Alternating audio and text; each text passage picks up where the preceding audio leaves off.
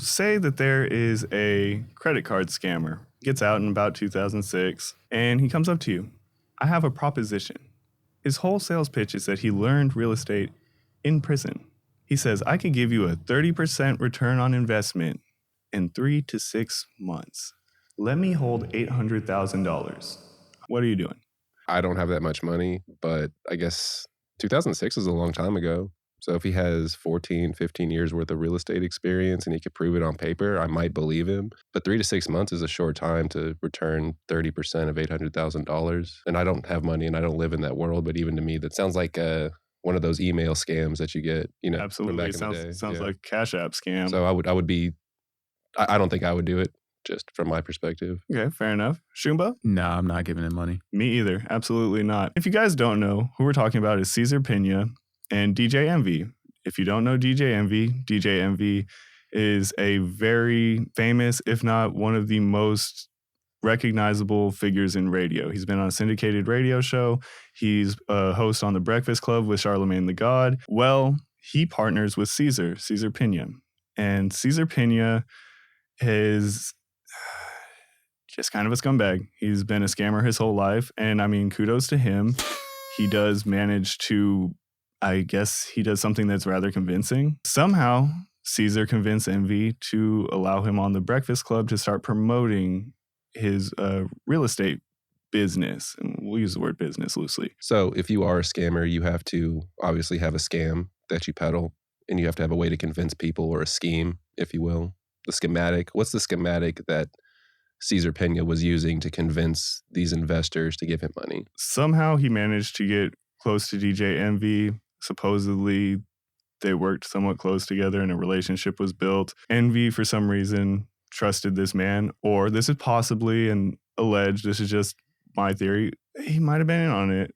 We don't know yet. I'm sure with things like that, the feds are looking into paperwork, bank statements, things of that nature. Essentially, he would use Envy, whether knowing or unknowing. He would kind of stand beside him, made appearances on The Breakfast Club. There's clips of that, him going up there and pitching it. A lot of the people that were scammed said that they listen to The Breakfast Club all the time. They know who DJ Envy is, and they're believing the scam because DJ Envy's stamping it. Envy, flipping that Jack. Today, Pro Style came. This is your first time picking up rent, right? First time picking up these joints, so we don't want to see the names on the checks, but yeah. Oof. First time picking up rent, and that's what it's all about. When I tell you about creating generational wealth, that's what it is. I picked up, this is some of my rent, he owes me some more.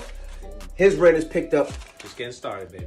And that's what it's about. Pro Style jumped into the game. How many houses you bought? 3. About to hopefully close on the 4th one, right? This guy's trying to get more houses than me. He's gonna start speaking at the seminar. We'll be at like 12, 16 units real soon, you know what I'm saying? That's what it's about, teaching and learning how to do it. And that's what we about, man. Another issue with that is that the government owns radio airwaves. You can only lease them out. So Power 106, which is what The Breakfast Club is on, they do not own that radio wave, that channel frequency. That is owned by the government. You do have a lot of responsibility when bringing someone on to protect the consumers from things like this, because a lot of the people that were scammed that gave more money than they could, the average person does not have $100,000 in their saving account. People are probably emptying their bank accounts off of the word of DJ Envy. If it sounds too good to be true, it probably is. It's probably too good to be true. It's probably a scam. You should just use some common sense.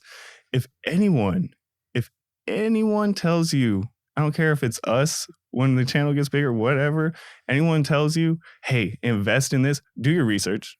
Don't trust us immediately. Don't trust anyone immediately. Do your own research. It is on you as a consumer, an investor, everything like that. Just do your due diligence. You should not trust celebrities. I don't care how much you like them. Do not just trust these people. They're just people. Do you think that DJ Envy's endorsement of Cesar Pena is truly the only reason that these investors allowed their money to be taken? Oh, absolutely. It adds legitimacy and some believability because you're getting stamped.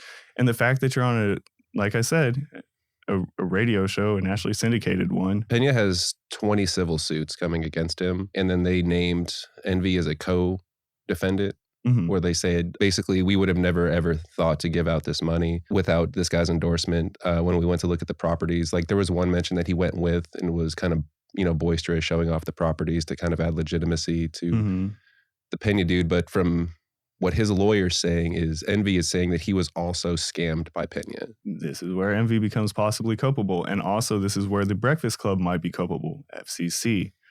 Remember, that is something that you are not allowed to bring scammers onto that frequency. So the first scenario, right? Caesar is the only one legally charged. Those civil suits are still coming regardless as well. Envy is only going to have to deal with civil suits because they're coming no matter what. And even if he doesn't get criminally charged, he's getting those civil suits. And civil suits are easier to win than the criminal. In a criminal case, you need about 90% certainty, 95% certainty to really lock someone up. In a civil case, it's kind of just like over 50% kind of, if you're breaking it down to ratios to win the case, because you don't have to prove beyond a reasonable doubt. You just have to kind of convince your point that you were wronged and things like that. Second scenario is that Envy gets wrapped up in this. They're both facing legal and civil problems, right? Mm-hmm. And now one of them is going to be pressured to roll on the other.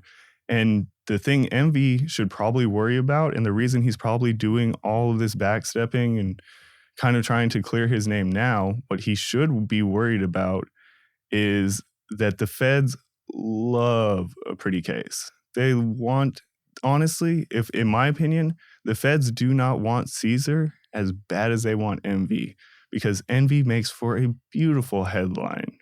Nationally syndicated radio host arrested, real estate fraud. Who's heard of Caesar Pena until DJ Envy? Now, when you say backstep and stuff, him trying to clear his name is what I'm saying. Yeah, the first accusations came from another host, I think, for a podcast or a radio show, and his name is Tony Robinson. And he's the first one that called Envy out to say, like, hey, you're a scammer, you work with a scammer. There's been multiple. Envy is suing him for slander or libel, whichever one you want to call it, basically interfering with his money that you've, because this Tony Robinson dude apparently has his own real estate business. And he's trying to say that he did all this in order to divert attention from Envy and Pena to his, what he's calling more legitimate. He was trying to ride the cloud off of it a bit, for sure. My question is, do you think that Envy is using this lawsuit to kind of add legitimacy to the notion that his lawyer's pushing out, that I was a victim of this as well? It could be. He's probably just trying to cover all his bases because that's what he needs to. Here's scenario 3. Envy doesn't get that many civil suits, doesn't get into legal problems, but Caesar gets convicted. Envy has to deal with like the few civil suits that he's going to get regardless. And then Breakfast Club is going to get their brains sued out. Them getting sued is almost inevitable. I do think in all 3 of these scenarios, the Breakfast Club is going to have to pay out. And what they're going to have to do is decide if Envy is worth keeping. So that's something that can happen to Envy. Envy might lose his job over this because any contract you sign with a business, if you lose them a certain amount of money or you hurt their reputation, it's usually in the clauses. I would say like 99% of the time, if not 100% of the time, it's in the clauses. You cost us this much money. You make us look bad. You ruin our reputation. We are allowed to let you go and end contractual obligations with you. You're fired! Now, I think Breakfast Club is waiting to see what happens, to see how that goes and everything. But, I mean, no situation is really looking all that hot for Envy because of his such close association with Pena. Do you think that the FCC invariably, like regardless of what happens, is going to issue the Breakfast Club a fine for allowing essentially advertisement for Pena's scheme? Are you asking if the feds are coming or if it's a civil suit? Like at the end of the day, whether it's only, like let's say Caesar Pena is convicted and Envy, or just Caesar, right? Like when Caesar gets convicted. Either way. Do you think that the Breakfast Club is going to be held liable, like that they're going to have to pay a fine for allowing this to happen, for not doing their due diligence in vetting Caesar Pena before allowing him to come on there and promote his business? They can get a fine. It's a question of if the civil suits are going to start rolling in and if the feds want to go ahead and come after the company as well. I think they're just getting sued no matter what. In that situation, even the Breakfast Club would want to make sure Envy doesn't get brought up on it, because then it's going to put liability onto them for having allowed it to happen, for allowing Envy on and then allowing Envy to bring Caesar Pena on. Not only that, there was multiple people. Joe Budden was one of the ones that I can think of that's a celebrity that got asked to invest in this. There's a video of him on his podcast talking about it months prior to the bust, and he's like, that's a scam. He's like, I'm not doing it. He's like, I'm good on it. I'm not a scammer. Like, I'm cool. He called it out a while ago, and he got to do his little what do you call it? Victory lap. He got to do a little victory lap about it because it's like, haha, I was right. I knew it. I would have been wrapped up in that. When I first got into real estate, I called 3 people. I called Clue. I called Fabulous. I called Joe Budden. Right? My Desert Storm family. And I said, hey guys, I'm doing real estate. This is something that I think that, you should invest a little bit of money in, try it out, and that way you can do it. Joe Budden told me it was a Ponzi scheme and I was going to go to jail. People. Something else about Pena, and that kind of adds credence to him just being a lifelong scammer. He seemed to have already had his exit plan planned. He is transferring houses, property, cars, money to wifey, children, grandparents, parents, whatever, just family members. He's been transferring all his assets all around the place and moving it, which is going to make it very difficult to get the money back, right? Yeah. So Caesar allegedly made, the figures I've been reading, the one that seems to come up the most, he made roughly $17 million on this, right? So now I have a question for both of you again. He can get, I want to say it was, Shumba, can you look this up for me so I ask the question properly?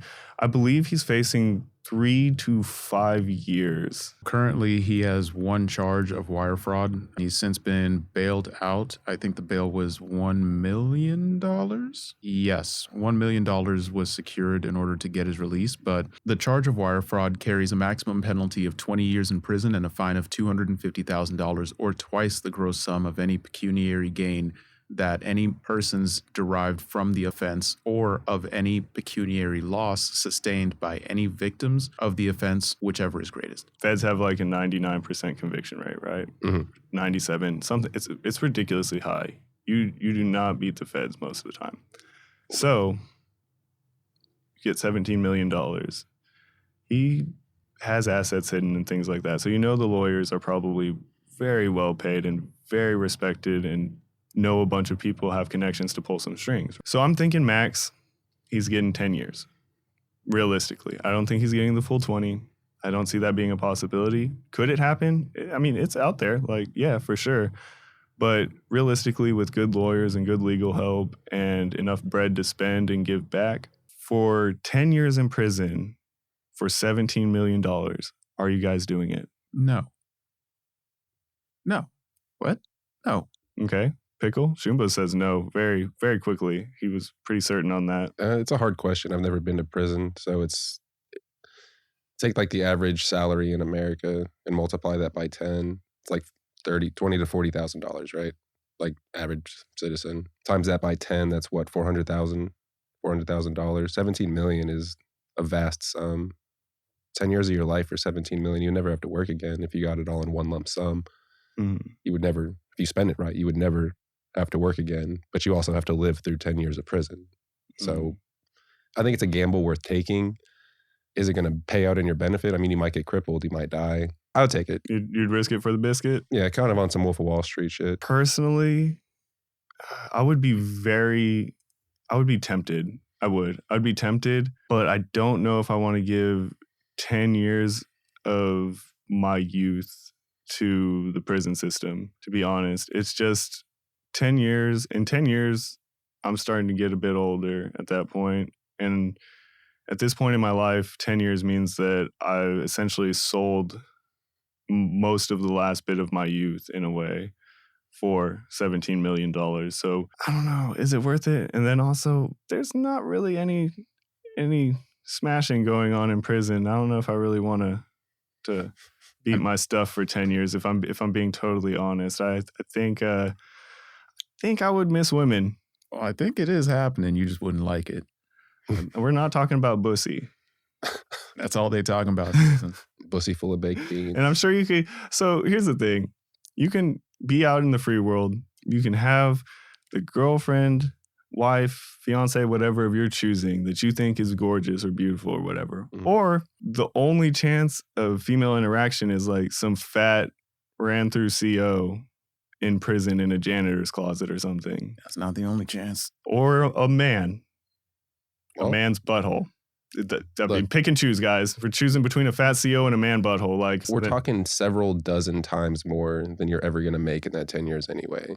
So the sacrifice, and you could also have a degree. There's a lot of things you can do in 10 years in prison. Like there are sacrifices, but to say there's no opportunity. I mean, I respect your answer for sure. I'm just saying I don't know if I'm And when man you get enough out- to take it. I think Phrasing. pause. I'm not man enough to take it. Pause. I just enjoy my freedom, my peace of mind, and being able to do whatever I want. And I also like to have a drink and do other things they make that wine might in be prison. entertaining. I don't want that. I'm very picky about my alcohol, sir. Okay. I was just saying they have wine in prison. I'm good on it. So let me punch in here and just kind of, I guess, explain myself. I personally wouldn't take the 17 mil because one, chances are he's not going to get to keep most of it. Chances are, regardless of who he transfers the properties to, et cetera, if it can all be tied to, which he was running through LLCs and everything, it can all be tied back to him at a certain point. Government's going to take all that. He's going to jail. He's not going to have a fun time in there. When he gets out, he's not going to have much, if anything. If he does, it will probably still be 6 figures, but it won't be 17 mil. But that's if he hasn't dispersed his net worth in cash and assets and things of that nature, because he's signing over houses and moving cash around and moving assets. So that's if he didn't move it around quick enough or wasn't smart about the timing or just, but there is a chance he can keep a lot of this, if not most of it. Look, remember Omi and the Hellcat story? Yeah. I think that Still has most of it. I think he's going to lose it because they requested a trustee to be appointed over the bankruptcy that they filed for.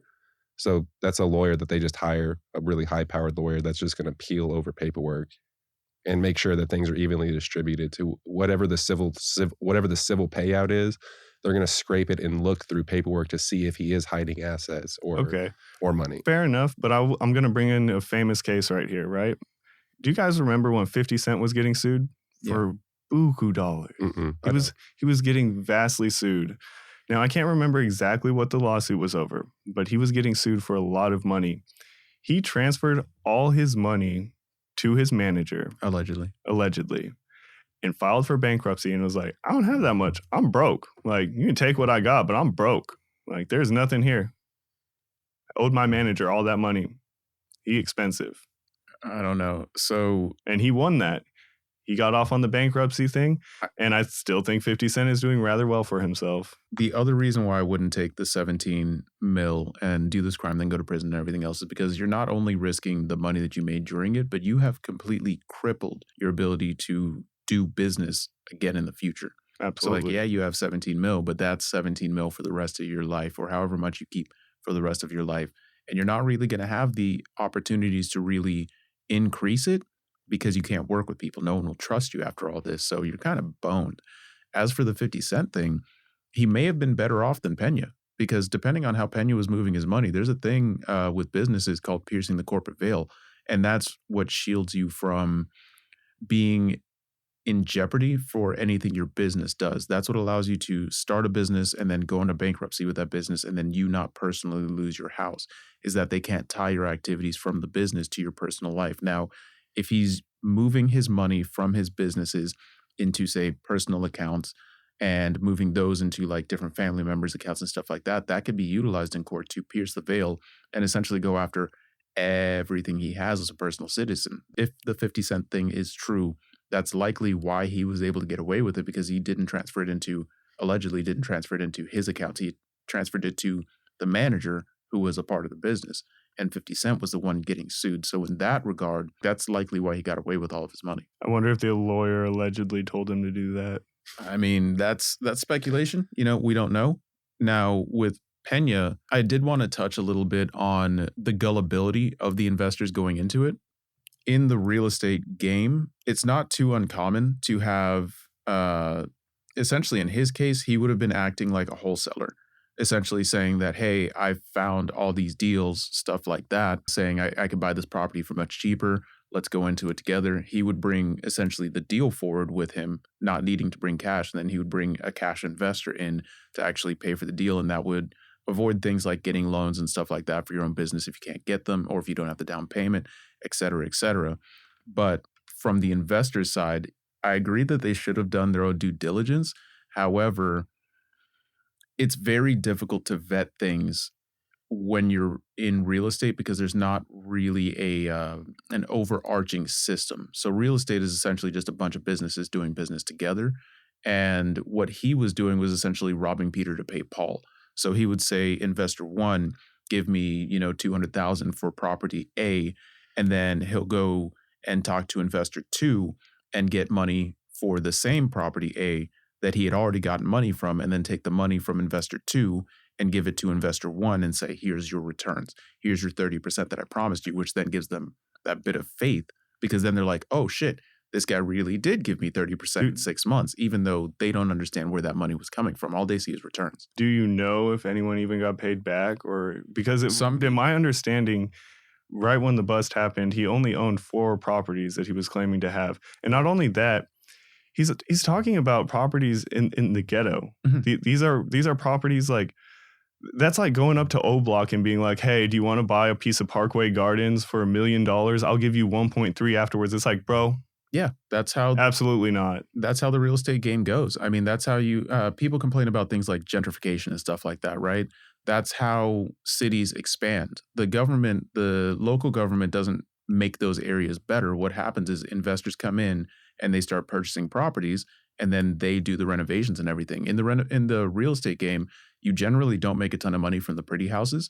You make a ton of money from the houses that need things fixed up, because you're adding value to the property. And you're absolutely correct. He did only have, I think it was like 4 to 6 properties, but he had coduled together like 10 or 15 different investors.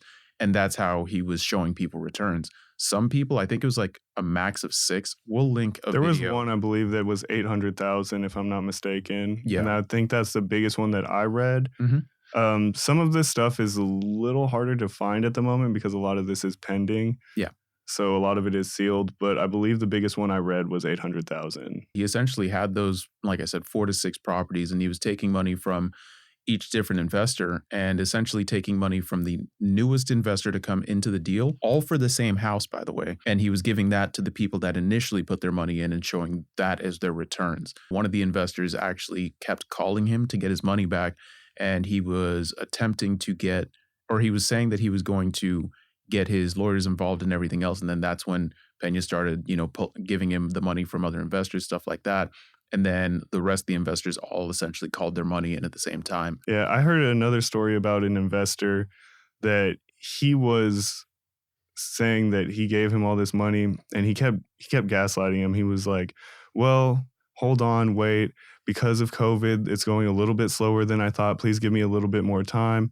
Hey, we're starting this. He'd give texts like that, kind of trying to reassure him. Oh, hey, drywall started, plumbing started, things are starting to move forward. Wait a few more months. He's like, hey, we're having trouble with materials or things of that nature. And then the investor said he got fed up. And so what the investor did is the investor started to call him, and at which point Caesar stopped responding. And then he actually ended up getting in his car and driving by the property and found that the property was the exact same as whenever he had first seen it. This is like a textbook Ponzi scheme. It was literally a Ponzi scheme. Oh, yeah. Literally a Ponzi scheme. I mean, I guess he's not a horrible scammer because he did make a lot of money, but he's just a scammer. Scammers are just horrible. Well, he did go to prison for credit card fraud, which is an easy, it's not like it's hidden from people. So, I mean, there is some gullibility there, I still think. Oh, I think the people investing hold some responsibility.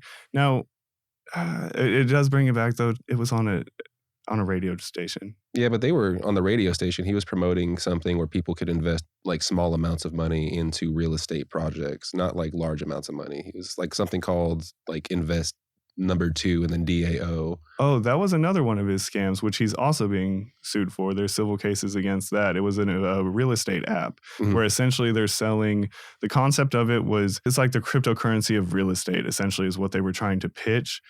And Yeah, there's legal repercussions to that because there were investors in that too, which never saw a So return on investment. this is like the real life version of Eddie from Ed, Ed, and Eddie. He's just Trying to get that jawbreaker. nothing but scams. Yeah, it's the consistently just oozing out another idea that's not great, but somehow Still works. Still works. Yeah. And I also wanted to touch on the Breakfast Club. So with the Breakfast Club, they might honestly get away with nothing. Like they might not be charged or anything like that. Same with DJ Envy, depending on whether or not he was actually a material part of the business that Caesar was running to do all of these real estate transactions. So if he was on that paperwork, yeah, he'd be a little boned. But other than that, I think they're going to be fine. Same with all the FTX people with the crypto thing. I mean, you had top financial people, both YouTubers and traditional financial experts, that were promoting FTX as a safe way to invest your money, quote unquote. But they didn't end up getting super screwed or anything like that because they were paid just to advertise for FTX. Do you know the difference in that? Mm. The FCC doesn't regulate YouTube. No, but they regulate TV channels. And a lot of the big finance guys that are normally, you see them, the guy that says save your money, all that kind of stuff, they all talked about FTX. And that was not only just on the internet, but it was also In movie theaters. through advertisements, as well as on TV and through their other social media, so like Twitter, stuff like that. So the fact that they didn't get charged, especially with how many Americans lost their money through the FTX scandal, I don't think Breakfast Club is going to be hurting from this too much. I do think they'll settle out of court on civil suits, though. Most likely. I think civil suits are coming regardless. Now, you did forget to mention a certain thing. I don't know if you know this. That's one way Envy can be in trouble. There's a second way. If they get a warrant for Envy's bank, which I'm sure has already happened, and they find a transfer of $50,000 or $100,000 of Envy being paid from Caesar or one of Caesar's people, he now is culpable, because he has gotten rewards back from that business venture and they can link it directly to that. Another thing, if Caesar did that and that was ill-gotten gains, when you mix clean money with dirty money and you put them in the same bank account, right? Now it is all up for civil forfeiture, which the government can use to give back to people that were scammed or whatever and force that to happen. Another thing that they can do for Caesar, if he's found guilty, which I'm sure he will be, if he's found guilty, even if he transferred it, if they find out he did that improperly and they could still link it to Caesar, what they can do, now this is if the properties are paid off. I don't know if he owes $20 million on a $17 million house or what have you, right? So in that scenario, it's not going to work. But what they can do is forfeit it, force the sell, and then give the money that was made from the sale back to the victims to help kind of, fix the problem. Those are the pecuniary damages that they're trying to fix. I do agree with that. I will disagree on the Envy portion, just because even if he was paid, and say paid from one of the businesses that owned one of the properties, he could have been paid as just like a speaking fee. In order for him to be liable for damages, he would need to be like a joint venture partner. I'm glad you say that. There's clips online of DJ Envy with Caesar, and he's like, "This is my business partner, Caesar Pena." That is proof on the internet. Like, it just doesn't look good in court. It could be hearsay though, because saying business partner is like, okay, well, on what level? If Envy wasn't making any business decisions, anything like that, and he wasn't pertinent to any of the conversations with any of the other investors and stuff like that, the government themselves would still have a long way to prove that he was material in the operations of the business. That's true. If he was just a partner for the marketing side, he's liable to get away with it, in my eyes. I think his best defense right now for DJ Envy is to play ignorant and to kind of just pretend like he didn't know what was going on. He had no clue. He didn't know he was a scammer. Ignorance is going to be his best policy. Now, he also has two options, right? If he does get legally wrapped up, or if he thinks he's going to. Both have their downsides, right? You go up to the feds and you say, "Hey, I want to offer up information, da-da-da-da-da." The feds could look at this as a good thing, and they could want to work with you more because of it. But the bad side of it, because it's a double-edged sword. There's a heavy risk in doing that, because when you go up there and do that, what the feds could do is be like, "Perfect. Thank you for admitting knowledge of this and kind of admitting to the crimes that we were assuming or alleging you did. Option 2, you lawyer up. I'm sure he's already lawyered up, and you wait. And then as soon as he gets in, now this is if Caesar hasn't already flipped on Envy, right? If Envy was involved. I'm not saying he was. I'm saying if he was. If Caesar hasn't already flipped, what he does is he tries to get like a 501k or something like that to snitch. Something along the same lines of something along the lines of what 6ix9ine did, because I believe 6ix9ine was facing 59 years or something like that, 49 years. They were throwing football numbers at him, and I believe he did 1 or 2 years because of the 501k. Okay. And it's pretty much only a thing that happens when the feds come after you, right? Because if it's a state case, the state doesn't go as good for snitches. They will help you out. They'll knock a couple years off here and there. But the feds are mostly run, a lot of their cases are won through snitches when it comes to fed cases. So they value the snitches in fed cases very heavily. If I'm Envy and I get in that room, I'm telling. Oh my gosh. With that being said, go ahead, like, comment, subscribe, and let us know down in the comments below. What do you guys think of this? Would you give your money to a credit card scammer for real estate? Would you do your due diligence? Did it seem too good to be true? Did it seem believable to you guys? Let us know down in those comments below. I'm Rugburn. And I'm Pickled Landon. And this is Tombstone Tourist.